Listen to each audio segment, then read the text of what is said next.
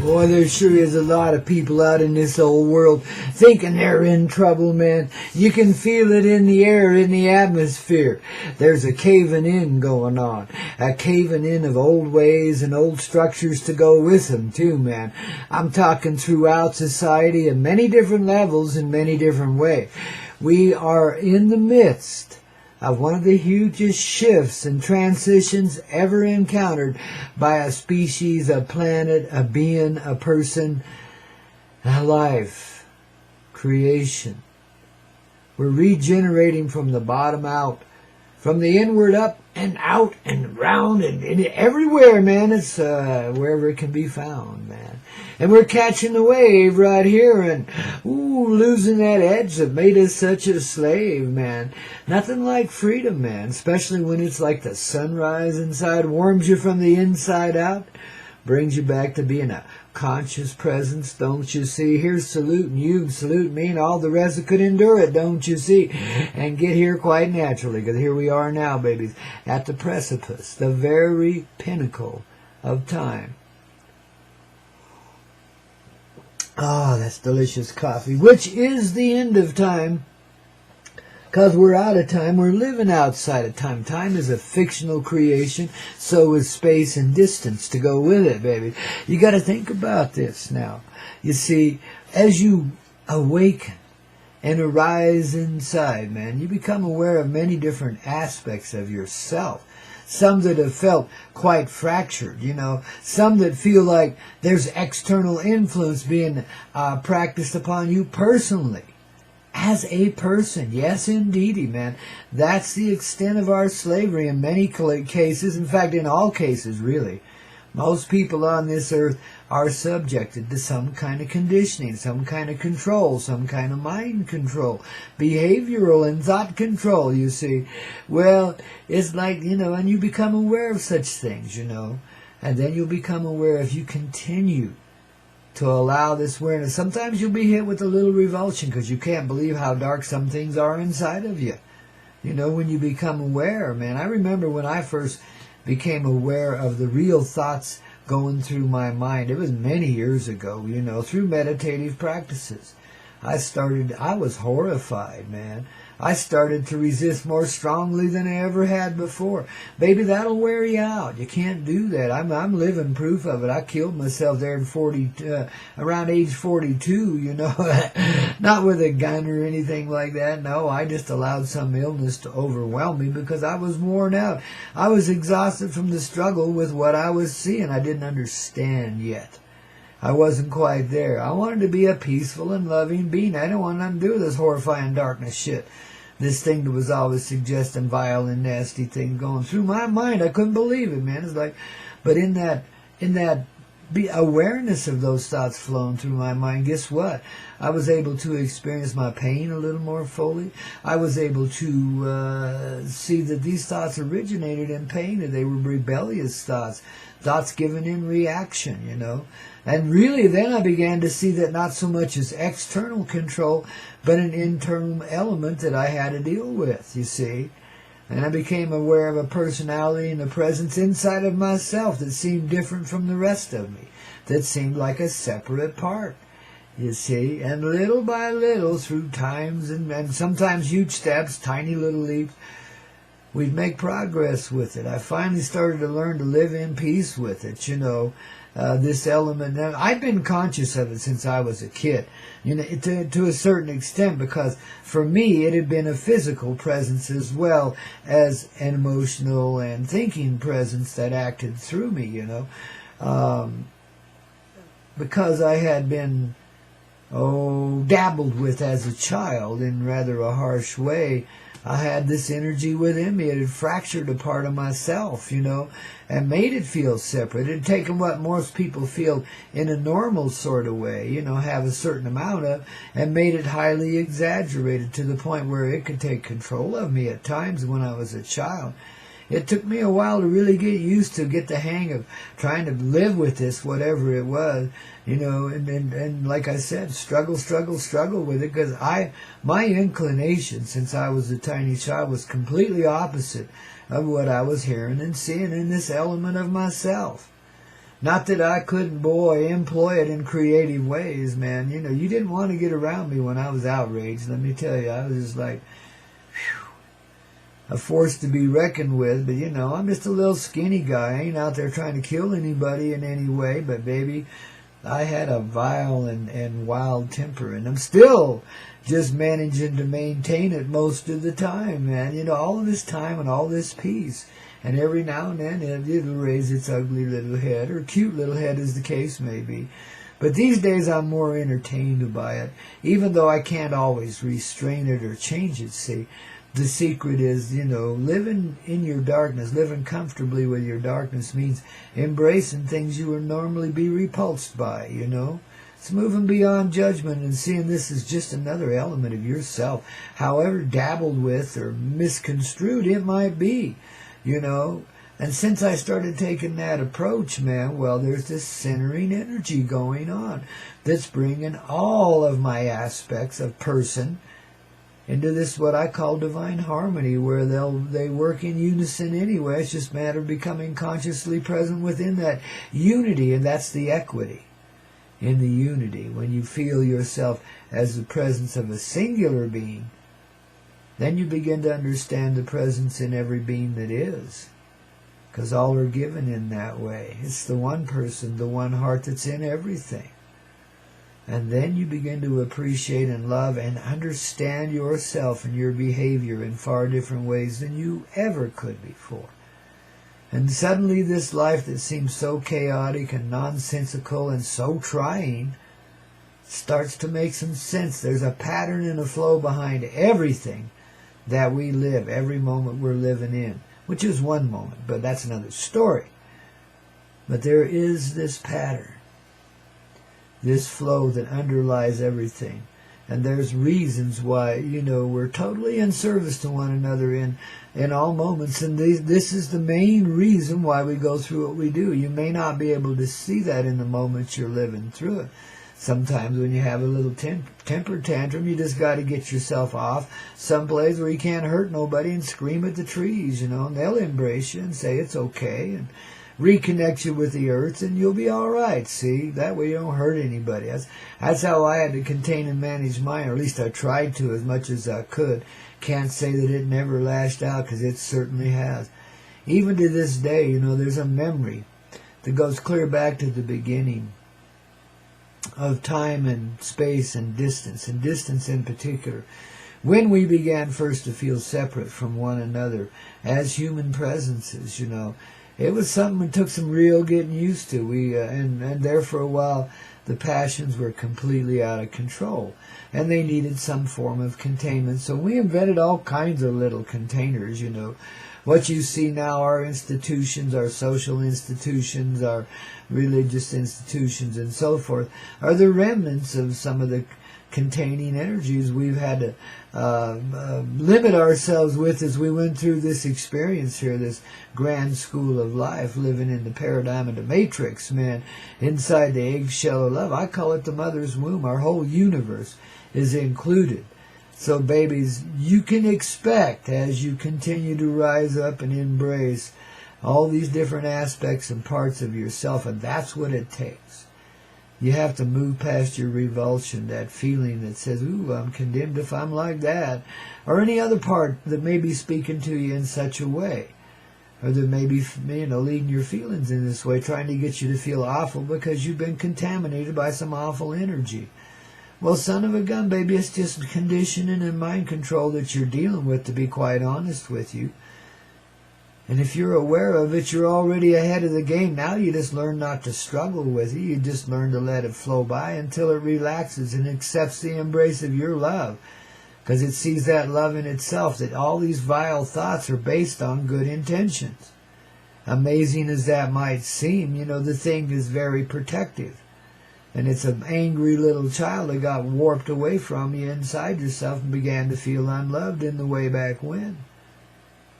And babies, if you can allow that part of your presence to feel, if you stop being rude to yourself and trying to tear parts of yourself out and kill it, and instead embrace it, then maybe you'll find the change you're looking for. And maybe you can complete the journey just like I am, with a full cycle of an angry energy that could never be contained, and yet now is not contained, but is transforming, even as we speak, into a far more peaceful energy, because it's unified, reunited with its entire self. My person, this person that I are, that you is too. Even though you may not like my particular form or my ways of expression, etc., we're still unified in the life that we're living. And that goes beyond personal differences. It goes into a whole new space where there is unity, and in that unity there is this great equity. And all persons and things in this reality are equally valuable, because we're all made of the same personal stuff, from the heart of the same person that is consciously aware of its presence in our person and in all persons that live. Yeah, see? So that's why I use terminology like person instead of people, because people are only one aspect of person, you know. And this is a reduced dynamic, as you're beginning to see. So don't be afraid to face your darkness too. If you're still contaminated with old wounds and things like that, don't, you know, you got to learn to be comfortable within yourself, however it's portrayed, you know. And pain is not such an awful thing when you begin to, like, embrace it. It makes it far more tolerable. Doesn't make it any more pleasant, but it makes your experience with it more pleasant. Gets you through it in a far simpler way. So you get these places, you know, where you can be kind of like I am, where I'm pretty calm most of the time, but not all the time, you know. We have our seasoning yet to go. But see, there are no requirements in this experience. The more we see of it, the more we are settled peacefully within ourselves, and the less angry we can be about anything. It just simply happens that way, you know. And you got to understand that spiritual realms have been polarized too, right along with the rest of the aspects in this paradigm, this matrix we've lived in. So it seemed as like the inside and the outside were fractured. You know, and there was this meanness in the air and so forth. And we gave it a lot of fuel for its fire, this outrage at the injustice and this need to correct it by making war on one another. You see how judgment got us in. But judgment just came about as a feeling of aloneness, separation. Then we could have warfare. Then there could be unpeacefulness. You see, and the very solution then to all those nasty things and all the illnesses and nastiness that goes with it is just to embrace yourself as love in all elements and aspects of yourself. The more you're settled in that way, the more consciously present you are in all aspects of your person, that is, accepting of all. Doesn't mean you have to employ the energies in any way. You modify those energies greatly just by being accepted, just by embracing all aspects of yourself. Think of it as the mother's love. A mother will embrace you no matter how awful of a person you may have become. She's your mama, and she's going to embrace you. Now think of it in those terms. Maybe your mother wasn't that way. Some aren't. I'm sorry. But most people have a mother that's at least a modicum of loving, and most mothers, you know, don't like letting go of their babies. They like to hang on. They like to be there for you always. And in some ways, they always are. It's that mother love and energy, the energy that creates, that the mother in this life reflects. Just a little bit of. See, and the more we embrace that, the more we feel that love, the more that love's in everything that we are, and the more unified and equitous are we as a person. And then, of course, because of that peacefulness we feel when we finally settle into the truthful nature of ourself and see that there cannot be unlove, there cannot be unlight. There can only be love and life in motion. That's all there can be, and it always works in divine harmony in its presence. Though this earth world we live in works tirelessly to disprove such a conception. It makes you feel like you have to struggle in order to get anywhere, and the struggle's a noble thing. Well, if it doesn't wear you out, I guess it's not going to hurt you for a while, but it's far more easy, far simpler, let's put it this way. Maybe not so easy, but far simpler to go with the flow, to feel the river of life flowing through you. And what that means literally is to perceive of what is happening how creation flows through you. Now, I'll describe it in one aspect. It's multidimensional, yes. But there's this gold shaft of light that flows through all of us as human beings. It's the energy that unites us. It comes forward from that original heart, that mother love. Once again, it's a bright golden light. And it fills us and surrounds us. It hits us right on the top of the head and goes right on through our person and becomes the light of creation around us. This is how I can call us the center of creation, for this is how it works. But in another sense, we're also the babies of creation, here to dream creation into a whole different form of being. So in that way, we're the keepers of the divine dream who have allowed our presence to be contaminated by an aspect that we saw as unlove, unlife, anti-life. And we allowed ourselves to be held down by a certain graveness that we took to call in gravity, not understanding the feeling of attachment was a worthy thing that we chose to experience as part of that powerless thing, you know. But if we can feel in our footsteps upon the face of this Mother Earth the smoothness of her skin and the graciousness of her attitude toward us, and the unity with all life around us as a result, then we're living a different life than we ever have before. Simply put. So that's the place we try to take you each and every day here in that Coyote way on this Coyote Medicine Show. Here on the Hazy Radio Network, don't you know, man? You know, we move beyond by seeing what's going on. We move beyond. See, then that's what we have to allow ourselves to see, all aspects of our person. Everything that's been influenced and influential here, everything that's been active inside that you may or may not have been aware of before this time. Bless every awareness you get, and you move beyond any difficult parts pretty rapidly, because that love will just be consciously present in you and flowing through you and wiping this shit out quickly. You know, you just develop new levels and new ways of understanding. As you do, you begin to see yourself as the multidimensional presence that you are. So then the old parameters of 3D no longer apply, don't you see? That's why you're starting to see, you know, what would you call it? Radiance, glimmering life all around you at times. There's a dissolving away of the fixed nature of this reality, you know. The edges are starting to shimmer and glimmer and actually fade away, you know, and the reality is coming home to play. Because we're coming home inside of ourselves to our very heart. Right here, right now, in this moment, this day, in this way. By just allowing it to be. And seeing all aspects of ourselves and embracing it as the colorful form of expression that it is. There's innocence in your most hateful parts, let alone the most pure. You see, we've tended to judge ourselves as this is good and that's not so good, you see. And we have to learn to season ourselves a bit differently than that to understand the love and the nature of love in everything that lives. If it's life, if it's alive, and you can perceive of it, it's love. Love is the ocean of which we are all born. Love is the constant factor that is here all the time, everywhere, in everything. And it's what everything is made of. It is life. Life is love in motion. And it's the mother's love, the mother heart. Of course, there's the father in it. That's the direct form of her energy. That's what gives you the sturdiness, the strength to carry forward.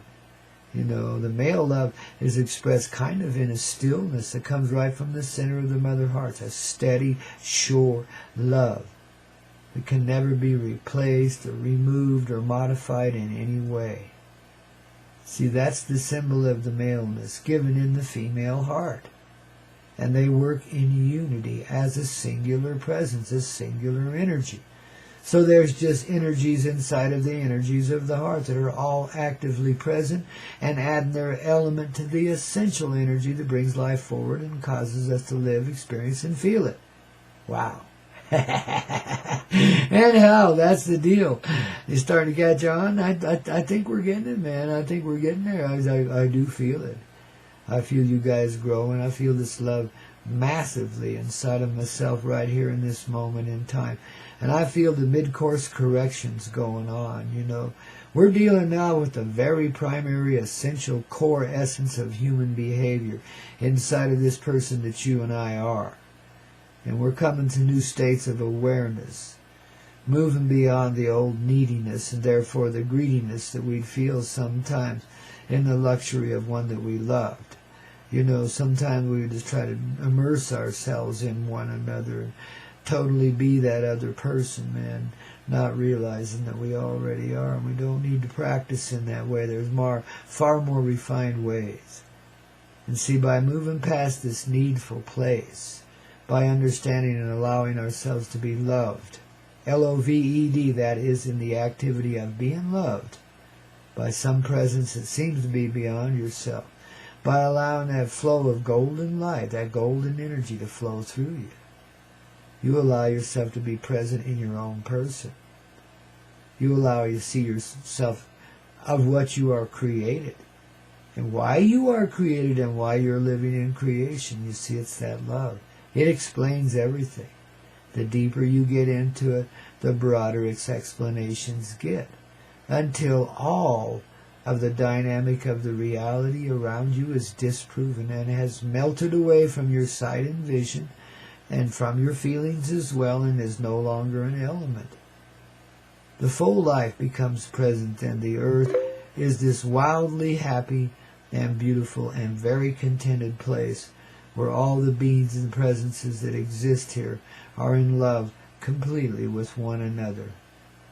A creation that feels itself and deeply and divinely appreciates itself into a more full presence of being continually. You see? You see why we took the avenues of pain and injustice for a while? This is our assurity that we'll never live that way, that it'll never arise in this way again, because now we resolve it. All of the conflicts we created in this reality dissolve away right along with all the elements of this reality. For many, that is an end of their way of existence, because there's no point in being who needs bankers when you got love and creation going on? Who needs industry when you got love and creation going on? Who needs agriculture when you got love and creation going on? All we need to be then is happy and entertaining, and learn to enjoy one another in a more full and ever-present way than we ever have before. We'll let go of all the old requirements. The love has to be this in order to be that, or that in order to be this. That there is anything that's required here whatsoever other than to be loving, and that's not a requirement. That's a fact. That's something we live in. It's an energy that now is coming forward because a few conscious presences could hold that light through some difficult and trying times throughout the generations of time. Well, now it's coming forward in the fullness. It's the hatching. The eggshell is not just cracking and, we got to peck our way out. No. It dissolves away and we begin to see for real what's really going on here. One of the first things you're going to realize as you see your so-called higher self, which seems to be living outside yourself, outside the eggshell, you're going to see that it's surrounded by a team of incredibly gifted beings that have been aiding and assisting you in the living of this life. That's the first expression when you start stepping through the dimensional restriction, that you begin to see and remember that you are indeed a divine spiritual presence orchestrating every moment that you live, with the assistance of many, many, many, many beings and presences that work with you. It's a team effort in each and every case throughout this reality. No one is an island. No one is alone. And since love has come home now to roost and is beginning to prove itself, and we're hatching out, this becomes a simple fact in everyone's life as the expressions of this love continue to blossom, grow here inside of you and others like you as well. The vibe tribe, as we call it. The essential core of the essential core, awakening now. And realizing that it is not just the core, but the full presence of creation too. And can embrace itself in that way and love itself silly. Because in that silliness is the happiness, and in that happiness is the dance of life given. And babies, I think we're equipped to handle it, don't you? been so